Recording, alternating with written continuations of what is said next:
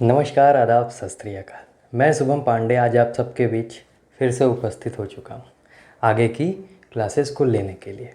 और ये उम्मीद करता हूँ, ये आशा करता हूँ आप सब स्वस्थ होंगे और पुराना वाला वीडियो जो पहला वीडियो है आप देख चुके होंगे और आज आगे देखने जा रहे हैं ये वीडियो। और उन लोगों से मैं एक बात ये बोलना चाहूँगा जो ये वीडियो अभी देख रहे हैं, ये जो पहला वीडियो नहीं देख पाए हैं वो पहला वीडियो भी देख लें, क्योंकि जैसे ही आप उसको देख लेंगे इसको समझने में और ज़्यादा आसानी हो जाएगी। तो इस वीडियो को देखने के बाद उस वीडियो को भी ज़रूर देख लें। और अगर आप चैनल पर नए हैं तो चैनल को प्लीज़ सब्सक्राइब कीजिए और ज़्यादा से ज़्यादा इसे शेयर भी कीजिए। और आपको जो भी इम्प्रूवमेंट की गुंजाइशें लग रही हैं और साथ में आप कमेंट भी करते रहिए। चलिए हम लोग इसी के साथ शुरुआत करते हैं कि उस दिन की बात में हल्का सा मैं समरी देना चाहूँगा क्या बात हुई थी। उस दिन मैं हिस्ट्री के बारे में हल्का बताया था कि क्या है हिस्ट्री। एक इंट्रोडक्शन दिया गया था। हिस्ट्री में किसी चीज़ को दर्ज होने के लिए एविडेंस का ज़रूरत होती है, इम्पैक्ट की ज़रूरत होती है। और फिर हमने ये बात की थी कि इंडियन हिस्ट्री में क्या क्या पढ़ना है और जब हम लोग के सवाल आते हैं, जो हम लोग के पेपरों में जो सवाल आते हैं वो कहाँ से आते हैं, इंडियन हिस्ट्री में। तो इंडियन हिस्ट्री को 3 भाग में हम लोग कैटेगराइज करते थे। इंडियन हिस्ट्री को जो 3 भाग में कैटेगराइज किया गया, हम लोग उसी से शुरुआत करते हैं। आइए चलते हैं। इंडियन हिस्ट्री को 3 भाग में डिवाइड किया जाएगा। इंडियन हिस्ट्री को यानी भारतीय इतिहास को 3 भागों में बांटा जाएगा। सबसे पहला भाग जो कहलाता है वह होता है आपका ancient India, ANCIENT, ancient India. दूसरा होता है मिडाइवल इंडिया और तीसरा होता है मॉडर्न इंडिया। एंशिएंट इंडिया को हम लोग हिंदी में कहते हैं प्राचीन भारत। क्या कहते हैं दोस्तों? प्राचीन भारत। मिडिवल को कहते हैं मध्यकालीन भारत, मध्यकालीन भारत। और मॉडर्न इंडिया को कहते हैं आधुनिक भारत। क्या कहते हैं दोस्तों? आधुनिक भारत। अब देखिए, तो तीनों देखिए, जहाँ तक आपको मैंने एक बात बताई कि किसी भी चीज़ को डिवाइड करने के लिए यहाँ पे हम लोग इंडियन हिस्ट्री को डिवाइड करने की क्या ऐसी ज़रूरत पड़ गई थी कि 3 भाग में इसको हमें बांटना पड़ा? ऐसा कुछ तो हुआ होगा, कोई तो रीज़न रहा होगा जो हमें 3 भाग में इसको डिवाइड करना पड़ा। ऐसा क्यों ज़रूरत पड़ा, इस चीज़ को हम लोग पहले समझने की कोशिश करते हैं। देखिए, एक छोटी सी बात मैं अगर आपको बताऊँ, किसी भी चीज़ को डिवाइड वहीं किया जाता है या अलग अलग कैटेगरी इस वजह से बनाई जाती है क्योंकि क्या है, सब में कुछ ना कुछ विशेषताएं अलग अलग रहती हैं। तो उसी के साथ मैं आगे बढ़ूंगा। विशेषताएं अलग अलग रहती हैं जैसा मैंने अभी बताया आपको। अब विशेषताएं के आधार पे या जो चीज़ें इन समय काल में घटित हुई, ठीक है, ये माना गया कि प्राचीन भारत, मतलब ये इसमें हम लोग को ये पढ़ना होगा भारत शुरुआत में कैसा था, फिर बीच का जो एक समय आया उसमें भारत कैसा रहा, मॉडर्न में जो आज की चीज़ें हैं, आज पे जो इफ़ेक्ट डाल रही हैं वो इसकी वजह से डाल रही हैं। तो ओवरऑल जो एक इफ़ेक्ट हम लोग को पढ़ना है, एक टाइम पीरियड के बेस पे तीनों चीज़ों को बांट दिया गया और हम लोग आगे बढ़ने की इसी के साथ प्रयास करते हैं। अब चलिए चलते हैं सबसे पहले एंशिएंट इंडिया पे। चलिए दोस्तों, एंशिएंट इंडिया पे आते हैं। देखिए ANCIENT, एंशिएंट इंडिया को मैंने लिख रखा है, क्या कहते हैं? प्राचीन भारत। देखिए, एंशिएंट इंडिया को फिर आगे 3 कैटेगरी में बांटा जाएगा।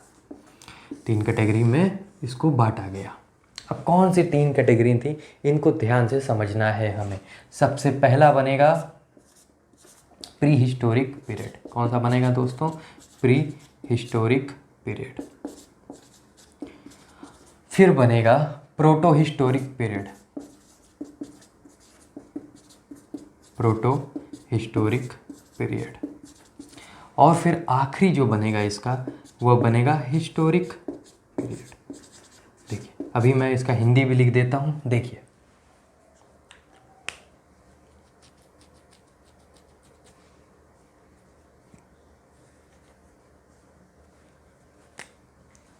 प्रागैतिहासिक काल, प्रागैतिहासिक काल क्या है दोस्तों? प्री हिस्टोरिक पीरियड को हिंदी में हम लोग कहते हैं प्रागैतिहासिक काल। प्रोटो हिस्टोरिक को क्या कहते हैं? आद्य ऐतिहासिक काल। क्या कहते हैं दोस्तों? आद्य ऐतिहासिक काल। और जो हिस्टोरिक पीरियड है इसी को हम लोग क्या कहते हैं दोस्तों? ऐतिहासिक काल। क्या कहते हैं दोस्तों? ऐतिहासिक काल। चलिए, तो एंशियंट इंडिया को 3 भाग में बांटा गया, प्रागैतिहासिक काल, आद्य ऐतिहासिक काल और ऐतिहासिक काल, यानी pre historic period, proto historic period और हिस्टोरिक पीरियड। अब फिर प्री हिस्टोरिक पीरियड को अगर हम समझने का प्रयास करें, जो कि सबसे पहली चीज़ हम लोग को समझनी भी चाहिए, ठीक है, चलिए बढ़ते हैं। इसको 2 भाग में डिवाइड किया गया। अब क्यों किया गया, ये सवाल आता है, ठीक है, चलिए देखते हैं। मन में आपके एक सवाल आ रहा होगा कि क्यों हर चीज़ को डिवाइड किया गया, ठीक। अब देखिए, स्टोन एज सबसे पहला जो बनाया गया, यानी क्या,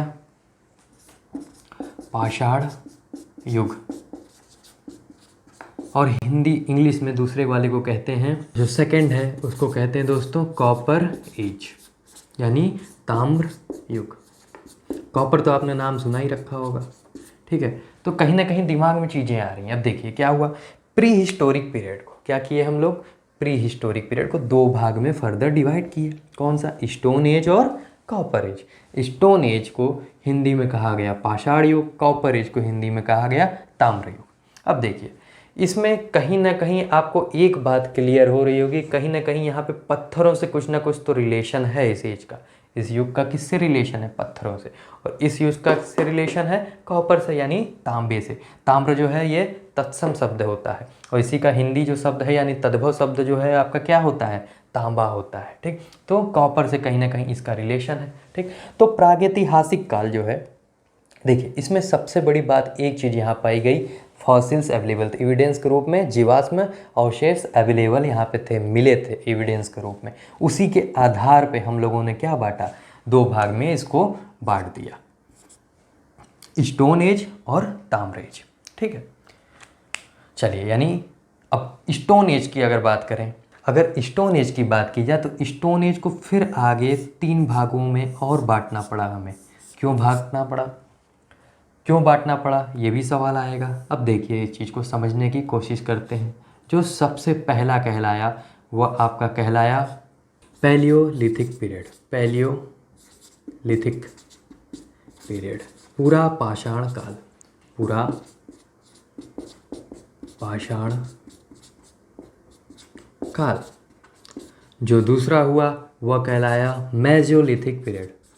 मेजोलिथिक पीरियड, ध्यान से समझिएगा इस चीज़ों को, इन्हीं के आधार पे हम लोग को आगे कंटिन्यू करना होगा, और इन्हीं के आधार पे क्वेश्चन भी बनाते हैं लोग, ठीक है। जो भी क्वेश्चन आपको पेपरों में देखने में मिलेगा, ऐसे ही डिवाइड करके ही, जब तक नहीं पढ़ेंगे कंफ्यूज होते रहेंगे। तो कैटेगराइजेशन बहुत ज़रूरी इस वजह से है कि हम कंफ्यूज ना हो, जब सवाल को देखें तो हम समझ पाएँ किस समय की बात हो रही। क्योंकि हमें क्या है, इसमें समय के तो बारे में, पूरे हिस्ट्री में हमें पढ़ना क्या है कि कौन से समय में कौन सी चीज़ घटित हुई, जिसका प्रभाव 3 जगहों पर पड़ा, जैसा मैंने वीडियो में बताया था। कहाँ कहाँ पड़ा होगा, या तो सोसाइटी पे, या पॉलिटिकल पे, या तो इकोनॉमी पे, ठीक। तो इन 3 चीज़ों पे अगर पड़ जाए तो क्या कहलाता है, हिस्ट्री कहलाता है। एविडेंस आपको पता ही चल गया, फॉसिल्स मिल ही चुके थे।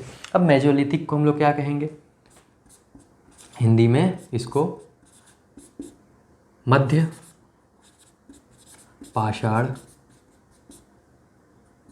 काल, क्या कहते हैं दोस्तों, मध्य पाषाण। और फिर एक आता है नियोलिथिक पीरियड। क्या आता है दोस्तों, नियोलिथिक पीरियड, जिसको हम लोग कहते हैं नवपाषाण काल। क्या कहते हैं दोस्तों, नवपाषाण काल, ठीक है। तो देखिए, अब देखिए, ये जो नियो शब्द है इसका मतलब ही होता है न्यू, और ये जो मेजो शब्द से होता है इसका मतलब होता है मिडिल, यानी मिडिल मतलब मध्य, ठीक है। यानी, और जो मध्य होगा वह अध्य भी कहलाएगा, यानी आधे बीच का एक समय, ठीक। जो इन दोनों के बीच का समय वही बना मेजोलिथिक, ठीक। तो यहाँ तक आपको मेरे समझ से कोई दिक्कत नहीं होगी। अब देखिए, एक बात यहाँ समझने वाली है, पहले इस चीज़ को पॉज करके नोट कर लीजिएगा, ठीक है।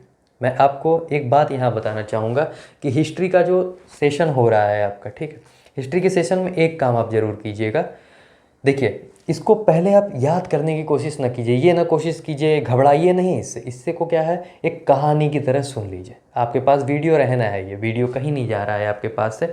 आपको क्या करना है कि पहले एक बार इस वीडियो को देखना है, बस कहानी की तरह सुनते चलिए चीज़ों को। जैसे कहानी की तरह एक बार सुन लिए, अगर आपको लग रहा है एक बार में आपके लिए सफिशिएंट है तो बहुत अच्छी बात है। दूसरी बार आप कॉपी उठाइए और कलम उठाइए और लिखना शुरुआत कर दीजिए, तब आप नोट्स बनाइए इसके, ठीक है। जब हैंड नोट्स आप बना लेंगे फिर आप पढ़ने बैठेंगे, कोई अच्छी एक किताब ले लीजिए, ठीक। उसके साथ जैसे ही आप पढ़ने बैठेंगे और मज़े के साथ पढ़ने में आएगा। ओवरऑल एक कॉन्सेप्ट मैं आपको बताते चल रहा हूँ और इतना बता रहा हूँ दोस्तों कि आपके पेपर में से सवाल फंसेंगे। अगर आपने रेगुलर मेरे वीडियो देखे हैं तो हिस्ट्री में आपके सवाल ज़्यादा 99.9% फंसने की पूरी चांसेज हैं।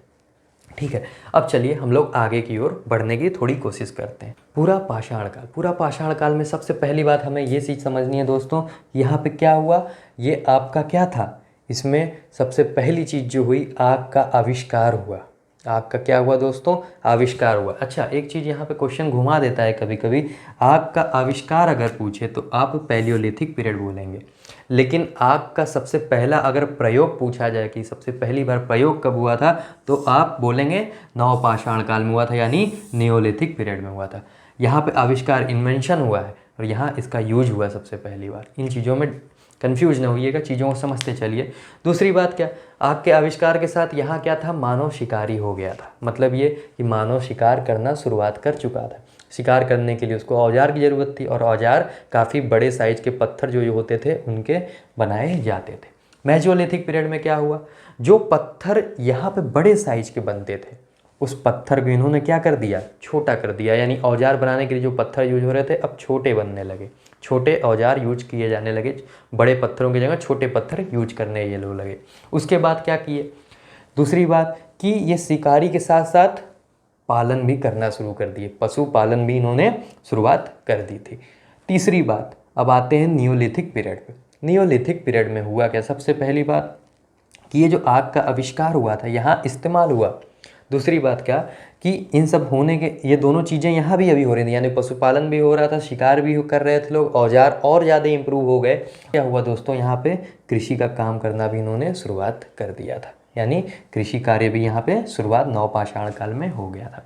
मेसोलिथिक पीरियड को कई जगहों, कई किताबों में मध्य पाषाण काल मिलेगा, कई जगहों पे आपको मध्य पाषाण काल भी मिलता है, तो इसमें कंफ्यूज ना होइएगा दोस्तों, दोनों एक ही चीज़ है, मध्य पाषाण काल। ठीक, जो भी आ जाए एक ही चीज़ है वो। ठीक, पूरा पाषाण काल, मध्य पाषाण काल, नवपाषाण काल, इंग्लिश में Palaeolithic period, Mesolithic period, Neolithic period. तो एक ओवरऑल आपको व्यू पता चला कि प्री हिस्टोरिक पीरियड में हमें पढ़ना क्या क्या है। अब इनका एक डेट होता है, डेट मतलब से यहाँ पे है कि एक टाइम पीरियड दिया गया है कि इन टाइम पीरियड के बीच में ये चीज़ें चलें। उस चीज़ को मैं नोट करने जा रहा हूँ और वहाँ मैं दो टर्मिनोलॉजी अभी यूज करूँगा, एक बोलूँगा बीसी, एक बोलूँगा एडी। उससे घबराने की अभी आपको ज़रूरत नहीं है, जिनको पता है बहुत अच्छी बात है, जिनको नहीं पता है अभी कुछ देर में ही आपको वो बात पता चल जाएगी। अभी आप फिलहाल बस चीज़ों को कहानी की तरह समझिए, उस कॉन्सेप्ट को मैं आज क्लियर करा के जाऊँगा आपके बीच। चलिए तो देखते हैं, पैलियोलिथिक पीरियड जो है अननोन टाइम से, मतलब इस टाइम का शुरुआत का हमें पता नहीं है कि कब से ये चला। ये चला 8000 BC तक। कब तक चला दोस्तों, 8000 BC तक। और जो मेसोलिथिक पीरियड है ये कब तक चला दोस्तों, 8000 BC से 4000 BC तक। ठीक, और जो नियोलिथिक पीरियड है दोस्तों वो कैसे चला, 4000 BC से 2500 BC तक। ये जो तीन टाइम पीरियड में ये बांट दिया गया है, ये तीनों कैटेगरी अलग अलग टाइम पीरियड के हिसाब से चीज़ों को हमने आगे डिवाइड कर दी। यहाँ तक मेरे समझ से कोई दिक्कत नहीं होगा, पॉज करके एक बार इसका स्क्रीनशॉट ले लीजिए या आप नोट कर लीजिए चीज़ों को। तो हम आते हैं अब किस पे, कॉपर एज पर। तो जो कॉपर एज है वह 3000 BC से 2000 BC तक चलेगा। ठीक है, अब देखिए यहाँ पे क्या हुआ, स्टोन एज, इसका नाम क्यों पड़ा, क्योंकि यहाँ पे स्टोन के औजार यूज हो रहे थे, स्टोन एक महत्वपूर्ण चीज़ यहाँ पे यूज की गई थी। इसका नाम कॉपर एज ही क्यों पड़ा, इसका भी एक रीज़न है, क्योंकि सबसे पहला धातु जो मानव द्वारा ढूंढा गया वह क्या है आपका, तांबा है। और जो तांबा है वो एक ऐसी चीज़ था कि जो एक इतिहास लेकर गया, एक क्या किया, एक इतिहास लिख दिया, एक काफ़ी बड़ा चेंज लाया, एक काफ़ी बड़ी उपलब्धि थी उस टाइम पीरियड की। इसी वजह से इस युग का नाम ही क्या रख दिया गया, कॉपर एज, यानी ताम्र युग रख दिया गया। यहाँ तक मेरे समझ से आपको कोई दिक्कत नहीं होगी, यही सब चीज़ें प्री हिस्टोरिक पीरियड के अंडर होती हैं। अब हमें बात करनी है प्रोटो हिस्टोरिक पीरियड की। चलिए इस पे हम लोग बात करने की कोशिश करते हैं। अब देखिए यहाँ पे क्या था, प्री हिस्टोरिक पीरियड में, प्री हिस्टोरिक पीरियड में आपके पास फॉसिल्स अवेलेबल थे एविडेंस के रूप में। क्या अवेलेबल थे दोस्तों, बस फॉसिल्स अवेलेबल थे। अब प्रोटो हिस्टोरिक पीरियड में क्या होगा, प्रोटो हिस्टोरिक पीरियड में यानी आधे ऐतिहासिक काल में फॉसिल्स अवेलेबल थे ही, साथ में रिटन एविडेंस भी मिले। लेकिन सबसे बड़ी विडंबना ये देखिए कि आज तक उन एविडेंस के बारे में जो लिखी हुई चीज़ें हैं, जो रिटन एविडेंस हैं, हम आज तक उनको पढ़ नहीं पाए। मतलब हम क्या नहीं कर पाए, आज तक उनको डिकोड नहीं कर पाए हैं। क्यों नहीं कर पाए? क्योंकि वो पिक्चर प्रेजेंटेशन में था, और पिक्चर कुछ ऐसी है कि लोग नहीं समझ पा रहे हैं। रिसर्च करने के बावजूद भी नहीं पता चल रहा, अभी भी इस पर काम चल रहा है, लेकिन अभी भी लोग डिकोड नहीं कर पाए, अभी भी उसको पूरे तरीके से समझ नहीं सके हैं कि क्या दिक्कत है उसमें, कि क्या लिखा गया है उसमें। अब प्रोटो हिस्टोरिक पीरियड में इसको भी हम दो कैटेगरी में आगे बांट देते हैं। जैसे दो कैटेगरी में प्री हिस्टोरिक पीरियड बांटा गया, तो वैसे ही दोस्तों प्रोटो हिस्टोरिक पीरियड को भी हम लोग दो कैटेगरी में बांट देंगे। और ये जो कैटेगरी बटेंगी ये सभ्यता के हिसाब से बचेंगे। ठीक, अब चलिए देखते हैं। पहला बना Indus valley civilization. Indus valley civilization, ठीक है दोस्तों। और जो दूसरा बना वह बना आपका वैदिक सिविलाइजेशन। वैदिक सिविलाइजेशन, इंदुस वैली सिविलाइजेशन को ही हिंदी में क्या कहते हैं? सिंधु घाटी की सभ्यता। क्या कहते हैं दोस्तों? सिंधु घाटी की सभ्यता। आपने इसका नाम सुन भी रखा होगा बहुत बार, सिंधु घाटी की सभ्यता। ठीक, और वैदिक सिविलाइजेशन को हम लोग हिंदी में वैदिक को वैदिक ही लिखते हैं, सिविलाइजेशन को मैंने यहाँ लिख रखा है सभ्यता कहते हैं। चलिए, इंदु वैली सिविलाइजेशन जो है ये 2500 बीसी से 1750 बीसी का जो टाइम पीरियड होगा वो आपका क्या है? इंदु वैली सिविलाइजेशन है। और 1500 बीसी से 600 बीसी का जो टाइम पीरियड है वो आपका क्या है? वैदिक सिविलाइजेशन है। अब इसके बारे में थोड़ी हम लोग जानकारी लेने की कोशिश करते हैं कि इंदु वैली सिविलाइजेशन था क्या। अब देखिए, इंदु वैली सिविलाइजेशन जो है इसका एक और नाम दिया गया। क्या नाम है उसका? Urban civilization. क्या नाम है दोस्तों? Urban civilization. अब देखिए, अर्बन सिविलाइजेशन है क्या? यानी शहरी सभ्यता। अर्बन मतलब इंग्लिश में शहरी बोलते हैं, यहाँ मैं लिखता हूँ इसको एक और नाम से जानते हैं, अर्बन सिविलाइजेशन यानी शहरी सभ्यता। ठीक, अब देखिए इसको शहरी सभ्यता क्यों कहेंगे? क्योंकि जब यहाँ पे हमें साक्ष्य मिले तो हमें लगा कि यहाँ के लोग क्या थे? कुछ ऐसी चीज़ें कर रहे थे जो कि शहर के लोग करना शुरुआत कर रहे थे। जैसे मकान जो थे यहाँ पक्के बनाने की कोशिश की गई थी। ठीक, कुछ साक्ष्य के हिसाब से कुछ नालियाँ निकाली गई थी, घर के जो डिजाइन हुए थे वो कुछ अलग तरीके के थे। ठीक, तो ये सब मतलब कुछ एक मिला, एक तरीके के एविडेंस मिले। जब हम लोग इसके बारे में पढ़ेंगे तो अच्छी खासी जानकारी मिलेगी। यानी इस सभ्यता के लोग क्या थे? कहीं ना कहीं अग्रसर थे, आगे बढ़ने के लिए प्रयासरत थे, इससे कहीं ज़्यादा डेवलप थे वो लोग। ठीक है, अब एक बात और समझ में आई यहाँ पे, इंदु वैली सिविलाइजेशन को ही हम लोग और एक चीज़ कहते हैं, हड़प्पा सभ्यता। HARAPPA, Harappa civilization. ज़्यादातर मैं देखा हूँ कि लोग इसमें कंफ्यूज हो जाते हैं कि इंदु वैली सिविलाइजेशन और हड़प्पा सिविलाइजेशन क्या अलग अलग। तो एक बात मैं यहाँ क्लियर करना चाहूँगा, इंदु वैली सिविलाइजेशन का ही नया नाम क्या है? हड़प्पा सिविलाइजेशन है, हड़प्पा सभ्यता है। अब ऐसा हुआ कैसे? देखिए, जब इंदु वैली सिविलाइजेशन नाम ही सिंधु घाटी की सभ्यता क्यों रखना पड़ा, हमें क्यों रखा गया, इसकी एक पीछे कहानी है छोटी सी। हुआ क्या कि ये जो सिविलाइजेशन, ये जो सभ्यता थी, एक बात लोगों को पता चली जब रिसर्च हुआ, ये सिंधु नदी के पास बसी हुई थी। लेकिन जब धीरे धीरे और रिसर्च हुआ, इम्प्रूव तरीके से रिसर्च किया गया, तो बाद में पता चला कि ये सिंधु घाटी से भी आगे बढ़ के थी और कहीं ये और ज़्यादा फैली हुई थी। जब हम लोग इसके बारे में पढ़ेंगे तो पूरा एरिया हम लोग को पढ़ना पड़ेगा कि कहाँ कहाँ तक फैली थी। तो इस वजह से इसका नाम बदल के हड़प्पा सिविलाइजेशन रख दिया गया। तो यहाँ तक मेरे समझ से आपको बात पूरी क्लियर हो गई होगी। और एक इसमें बहुत इंपॉर्टेंट चीज़ हुई थी, किसकी खोज हुई थी? ब्रॉन्ज की। ब्रॉन्ज को हिंदी में हम लोग जानते हैं पीतल कहते हैं। जैसे क्या था, प्री हिस्टोरिक पीरियड में कॉपर की खोज हुई थी, नाम क्या पड़ गया? Copper age. इसी तरीके से इसमें क्या खोज हुई? ब्रॉन्ज की। तो इसका एक और नाम है ब्रॉन्ज एज सिविलाइजेशन।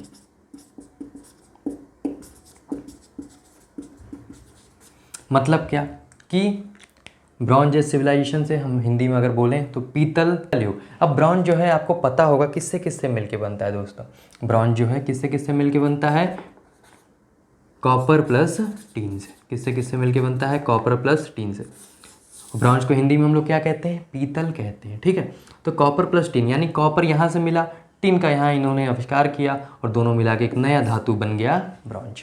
ठीक, तो ओवरऑल एक व्यू मिला आपको।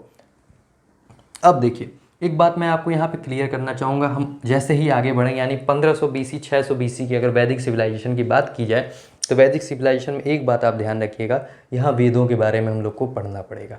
ठीक, अब वेद जो होते हैं 4 वेद हैं, ऋग्वेद, सामवेद, अर्थवेद, यजुर्वेद। ठीक, तो ये जो वेद है वैदिक सिविलाइजेशन में लिखा नहीं गया है, इस वेद को वैदिक सिविलाइजेशन में लिखा नहीं गया, वैदिक सिविलाइजेशन में इनके बारे में बताया गया है। ठीक, साक्ष्य मिले हैं बताने के, लिखा कब गया इन चारों वेदों को, ये इंपॉर्टेंट क्वेश्चन है, लोग कंफ्यूज होते हैं, इस चीज़ को ध्यान रखिएगा। इसको लिखा गया गुप्ता पीरियड में। कब लिखा गया दोस्तों?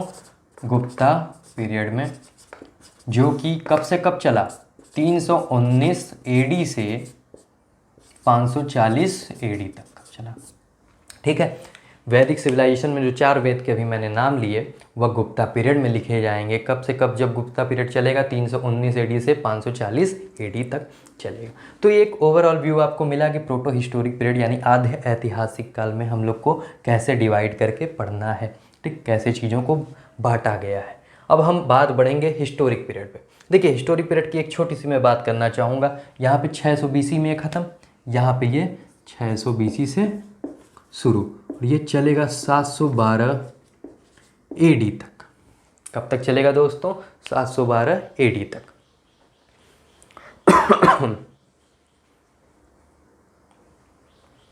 और हिस्टोरिक पीरियड को एक और नाम से जाना जाता है, आयरन एज। अब आप लोग के दिमाग में कहीं ना कहीं आ ही गया होगा सवाल कि यहाँ पे कॉपर एज आया था, यहाँ ब्रॉन्ज एज आ गया और यहाँ क्या आ गया? आयरन एज आ गया। यानी किसकी हुई होगी? बताने की अब जरूरत नहीं। देखिए, यही होता है, कॉन्सेप्ट समझने का मतलब यही होता है कि चीज़ों को बस एक बार समझिए, कॉन्सेप्ट समझ लीजिए, बाकी की चीज़ें ऑटोमेटिक आपका दिमाग बताने लगेगा।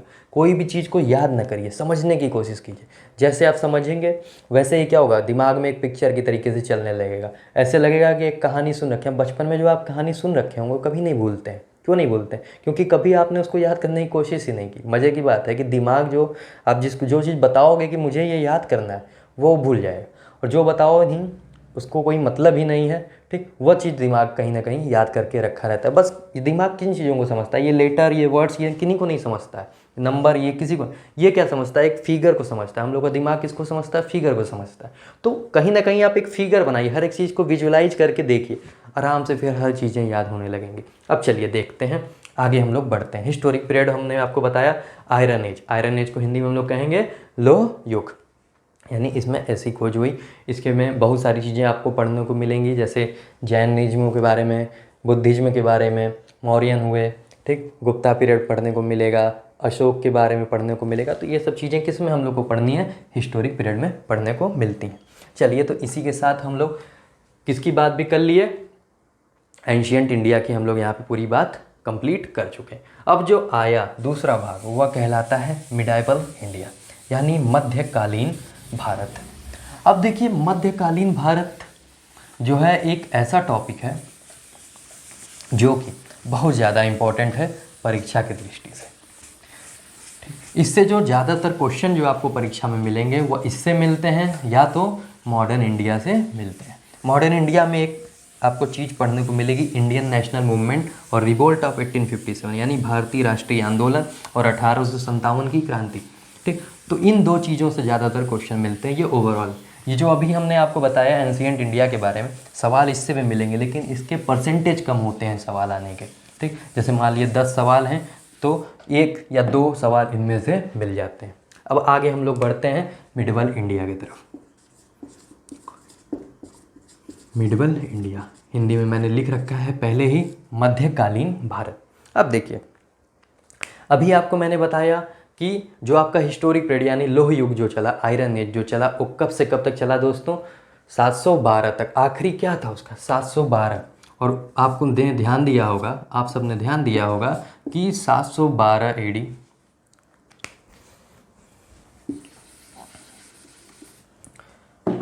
और दोस्तों आप सबने ध्यान दिया होगा कि 712 एडी लिखा था आखिरी में।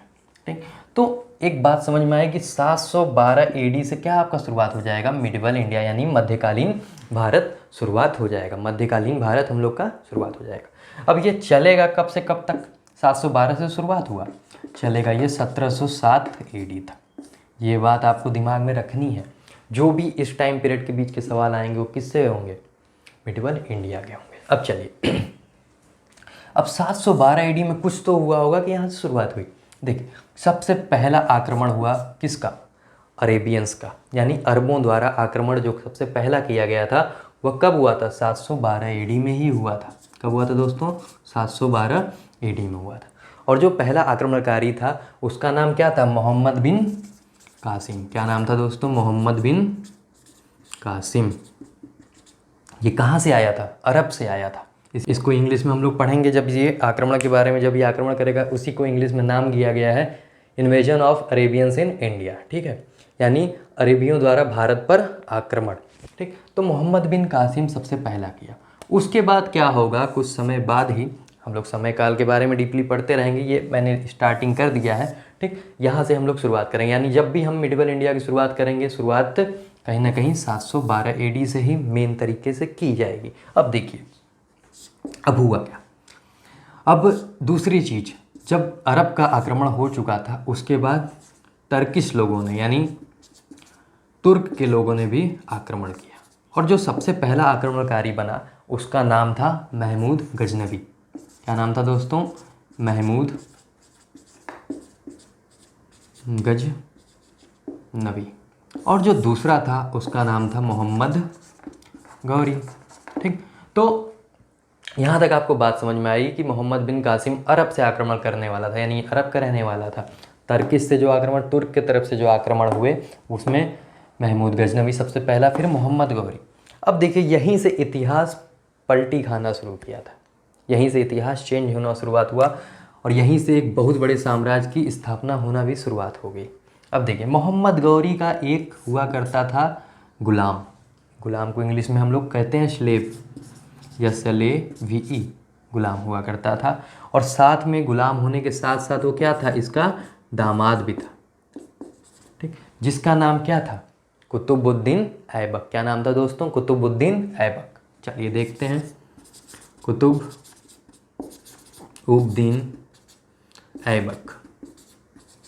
ठीक, इसी ने क्या किया, एक वंश की स्थापना की, जिस वंश का नाम इसने रखा गुलाम वंश। जिस वंश का नाम क्या रखा, गुलाम वंश। गुलाम वंश को अभी मैंने बताया, गुलाम को इंग्लिश में क्या कहते हैं, स्लेव। तो क्या हुआ, यानी वंश को इंग्लिश में कहेंगे डायनेस्टी, यानी क्या हो गया ये, स्लेव डायनेस्टी। स्लेव डायनेस्टी की शुरुआत हो गई। अब ये जो स्लेव डायनेस्टी की शुरुआत हुई, ठीक, इसी शुरुआत को जब तक लोधी वंश चलेगा, जितने भी वंश आएंगे सब मिला के टोटल 5 वंश मिलेंगे। ठीक, तो उन 5 वंश को जब हम मिला देते हैं तो वही क्या बन जाता है, दिल्ली सल्तनत बन जाता है। क्या बनता है दोस्तों, दिल्ली सल्तनत।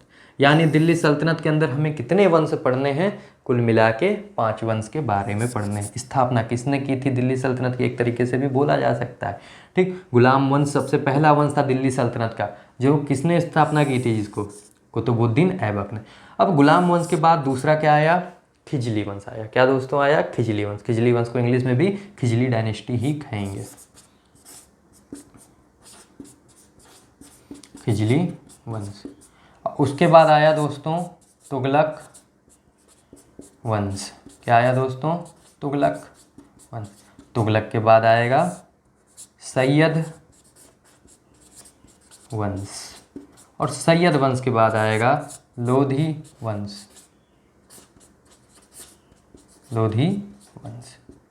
और यहाँ से फिर हमारा इतिहास एक बार पलटी खाएगा, यहाँ से फिर एक बार इतिहास नए तरीके से लिखा जाएगा। अब देखते हैं कैसे।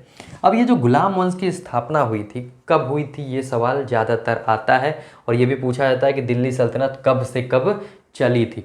ये चीज़ कैसे हमें क्लियर होगा, ये देखते हैं। यहाँ पे देखिए मैंने लिखा है 712 से 1707, ये मिडवल इंडिया का टाइम पीरियड है। ठीक, यहाँ अगर पूछ दिया गया दिल्ली सल्तनत कब से कब चला था, तब आप क्या डेट लिखेंगे, देखिए ध्यान से, 1200